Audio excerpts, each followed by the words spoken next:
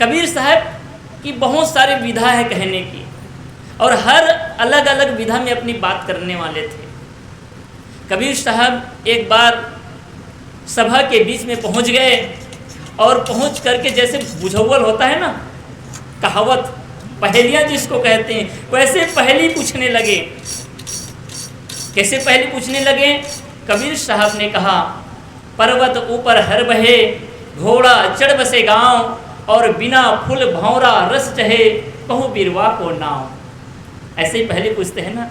कबीर साहब ने पूछा, पर्वत ऊपर हर बहे, पर्वत के ऊपर में हल बहना यानी चलना। छरछेद गांव में चट्टान में खेती होती है क्या? होती है। देखिए, जो मैं सत्संग करता हूँ ना, तो मैं केवल बोलने वाला सत्संग नहीं करता हूँ, बीच बीच में कभी कभी पूछता भी हूँ। इसलिए श्रोता और वक्ता हम दोनों मिलकर के चर्चा करें, इसी को संवाद कहते हैं।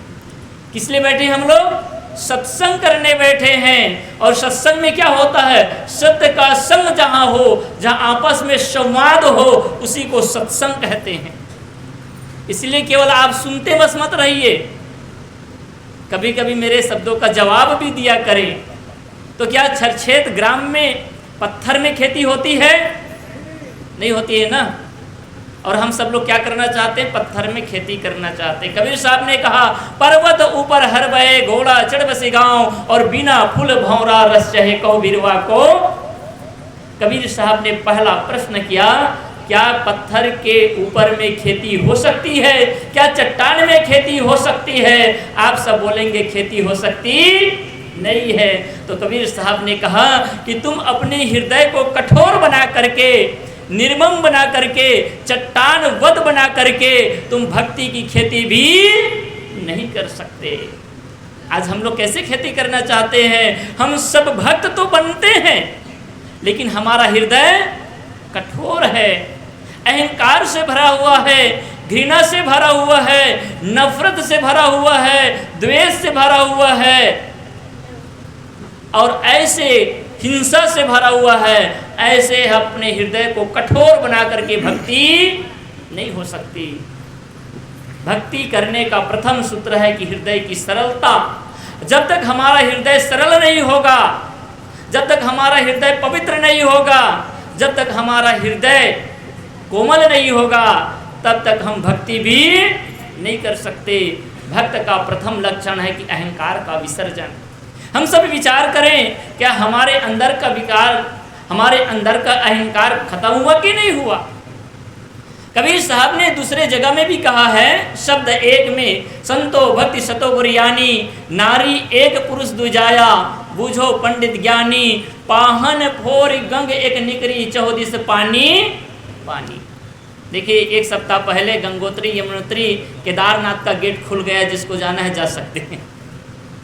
आप जानते हैं, हिमालय पहाड़ को, चट्टान को तोड़ करके गंगा बहती है, और मैदानी भाग में आकर के सर्वत्र पानी ही पानी फैले हुए हैं, अविरल धारा बह रही है। लेकिन उद्गम स्थल कहाँ से हुआ है? चट्टान को तोड़ करके। कबीर साहब ने कितना सुंदर उदाहरण दिया, पाहन फोरे गंग एक निकरी, पत्थर को फोड़ करके गंगा निकलती है, और 34 पानी पानी। इसी प्रकार से अहंकार का शिला जब टूटता है, हमारा अंतःकरण सरल होता है, हमारे अंतःकरण के मैल धुलते हैं, तब भक्ति का अवतरण होता है। अगर हम भक्त हैं, इसका मतलब है कि राग द्वेष समाप्त हो जाए, नफरत समाप्त हो जाए, घृणा समाप्त हो जाए। और आज भी हम पड़ोसी से नफरत करते हैं, भाई से नफरत करते हैं, घृणा करते हैं, बैर करते हैं, बैर विरोध करते हैं। कैसे भक्त हैं? नहीं भक्त हो सकते ना।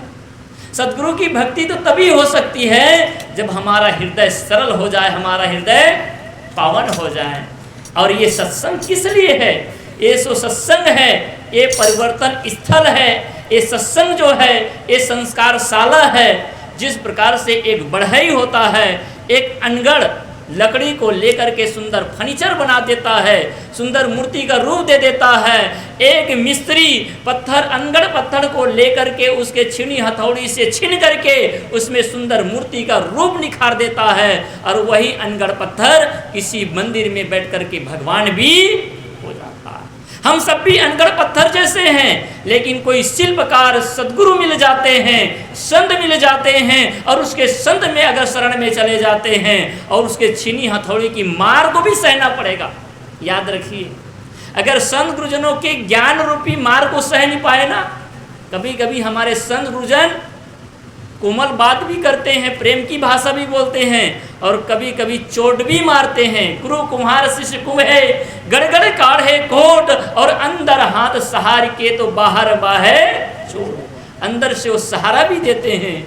कैसे सहारा देते हैं? अपने शिष्य को सतपथ में ले जाने के लिए वो सहारा भी देते हैं, अपने शरण में भी रखते हैं। लेकिन अगर कोई गलती हो जाए ना, तो फीट को थपथपाने मारने के लिए पीछे, अगर चेला गलती करे तो क्या गुरु चुपचाप देखते रहेंगे? इसलिए गुरु और शिष्य एक ऐसे संबंध है दुनिया का पूरी संस्कृति में। इसलिए आप गुरु बनाइए, गुरु के साथ होकर के जीवन चलिए। कई लोग भी बोलते हैं कि गुरु की क्या जरूरत है, राम कृष्ण से को बड़ा उन्हू तो गुरु कीन, और 3 लोक के वे धनी गुरु आगे।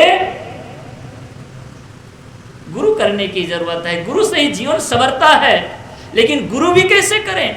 ये संत सब गुरु स्वरूप हैं। अपना गुरु तो है, वो गुरु है, उसको आप मानिए, उसकी भक्ति करिए। लेकिन जितने संत हैं उस संत को भी गुरु रूप भी समझिए। लेकिन आज भक्ति की मैं महिमा नहीं जानते। वही भक्ति का 3 स्वरूप मैं बताऊंगा और अपनी बात को विराम करूंगा। भक्ति का प्रथम स्वरूप है, अगर संत गुरुजन आ जाएं और संत गुरुजन अगर मिल जाएं, गुरु के संतों के पास जाएं, तो उसके प्रति श्रद्धावान रहना, आस्थावान रहना, ये भक्ति का प्रथम स्वरूप है। अर्थात गुरु संतों से प्रेम करना भक्ति का प्रथम स्वरूप है। क्या हम सबको संत गुरु के प्रति भक्ति है, अर्थात प्रेम है, अनुराग है, श्रद्धा है, समर्पण है, आस्था है? अगर है तो हम भक्ति पथ पे चल रहे हैं। अब आस्था है, भक्ति है, प्रेम है, श्रद्धा है, तो इसको प्रकटीकरण कैसे करें? तो जब संत और गुरुजन मिल जाएं तो उसका आदर और सत्कार करना, उसकी सेवा करना, ये भक्ति का दूसरा सोपान है। हमारे घर में संत गुरुजन आते तो कैसे करते हैं? एक कुर्सी दे देते हैं और उसको बैठा देते हैं और पानी दे देते हैं, पालगी साहब। एक कोई महाराज है जो पालगी बोल रहे हैं कि आप करके घर के मेहमान हैं जो उसको बैठा दिए, बस नहीं। आपके घर में अगर संत आए हैं, आपके घर में गुरु आए हैं, तो आप समझिए कि सतपुरुष का वो अवतार आए हुए हैं। वो साक्षात सदगुरु के रूप में आए हैं, जो हमें दर्शन देने, हमें ज्ञान देने के लिए। ये संत और गुरुजन तो हमारे लिए भगवान हैं। कबीर पंथ में संत ही, सदगुरु ही, गुरु ही श्रेष्ठ हैं, परमात्मा हैं, भगवान हैं। इस इंसान से, गुरु से बढ़ करके दुनिया में कोई भगवान और परमात्मा, गुरु सबसे श्रेष्ठ हैं। इसलिए गुरु की भक्ति की जाती है। और हम तो पत्थर पूजने वाले बन गए हैं। अरे संसार के सारे लोग पत्थर पूजते पूजते उसके दिमाग पथरा गए, और हम लोग भी उसको देख करके पत्थर भी पूजने लगे। कबीर साहब ने कहा, पाहन पूजे हरि मिरे, मैं पूजू पहाड़, और ताते तो चक्की भली पीस खाए। कबीर साहब ने कहा, अगर पत्थर ही पूजना है ना, तो उससे अच्छा तो जाता को पूज लीजिए, क्योंकि उसी जाता से कम आटा तो बनता है, जिससे रोटी खाने को मिलता है। इसलिए कबीर साहब ने क्या पूजने के लिए बात की है? गुरु की पूजा करने के लिए कहा। और गुरु पूजने के लिए क्यों कहा? क्योंकि जो मेरा परमात्मा है, मैंने कल भी बताया, सदगुरु कबीर साहब ने अपने परमात्मा को कहाँ बताया? हृदयवासी बताया। परमात्मा कहाँ रहता है?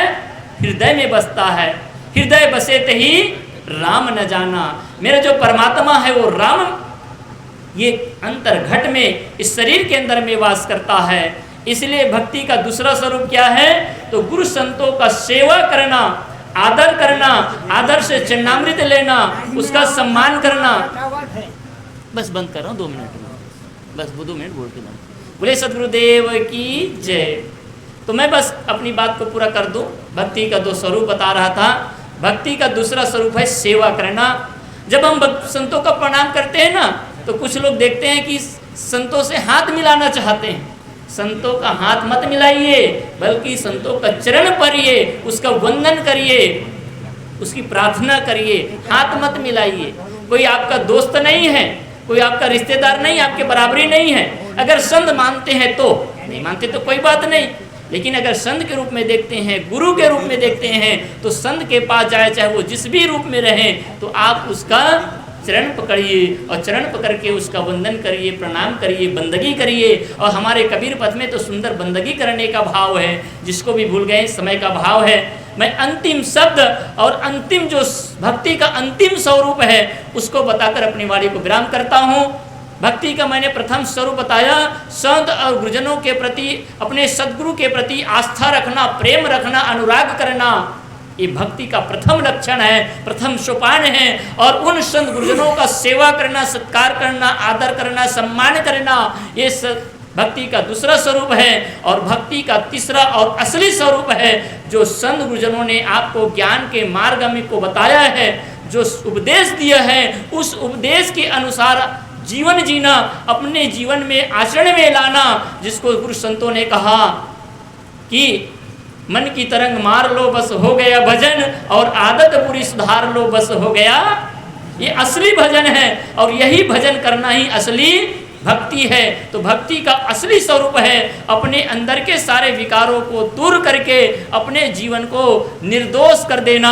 सकलो दुर्मति दूर करूं, अच्छा जन्म बनाओ, और काग गवन गति छाड़ के हंस गवन चली आओ। यही भक्ति का असली और अंतिम स्वरूप है। जब तक ये नहीं होगा, तब तक हमारी भक्ति भी पूरी होने वाली नहीं है।